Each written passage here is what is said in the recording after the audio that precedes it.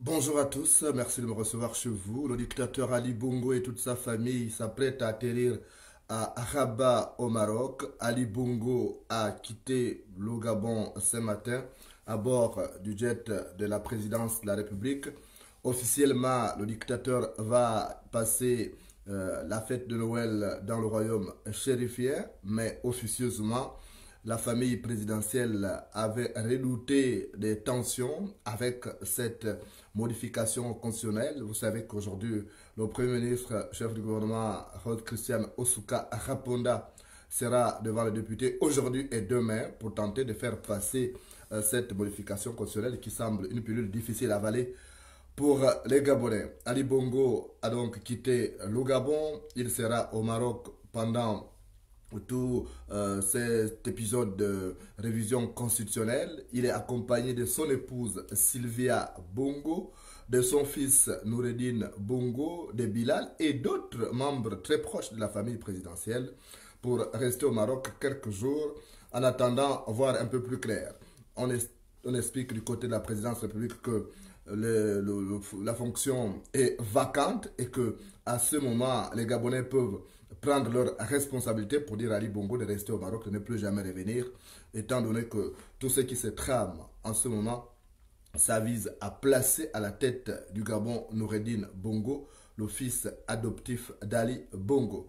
D'habitude, Ali Bongo passe les fêtes de Noël à Libreville, mais cette fois-ci, cette fête tombe mal avec cette modification constitutionnelle qui concerne pratiquement 26 articles de 114 de la Constitution du Gabon, l'article 13 qui encadre justement la vacance du pouvoir, qui prévoit désormais qu'en cas de vacance du pouvoir, l'intérim doit être assuré par le président du Sénat, le président de l'Assemblée nationale et le ministre de la Défense nationale. On sait que ça cache, on estime du côté du palais du bord des mers que c'est Noureddine Bongo qui pourrait être placé à la tête du ministère de la Défense pour justement avoir de l'emprise sur l'institution militaire. C'est la même qui avait aidé Ali Bongo à se placer à la tête du pays en 2009 après la mort de son père Omar Bongo qui avait régné sur le Gabon 42 ans durant. Mais dans les rangs du pouvoir, on voit mal comment ces projets pourraient réussir parce qu'ils sont nombreux,